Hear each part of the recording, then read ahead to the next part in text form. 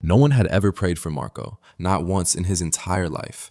He was only 23 years old, but already carrying more than most people his age. He worked hard, supported the people he loved, and always showed up willing to help.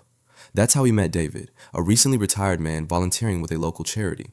Twice a week, their paths crossed at the loading dock, and before long, conversation became part of the routine. For 2 months, they talked about work, life, and the people who mattered most. Trust grew little by little, the way it does when someone simply keeps showing up. One day, David took a chance and invited Marco to lunch. Marco said yes. They grabbed drive-through food and sat together in a parking lot. Nothing fancy, but within minutes, the conversation became more honest than David expected. Marco shared some of the challenges he was facing and the responsibilities he carried every day. As lunch came to an end, David asked a simple question. "Could I pray for you?"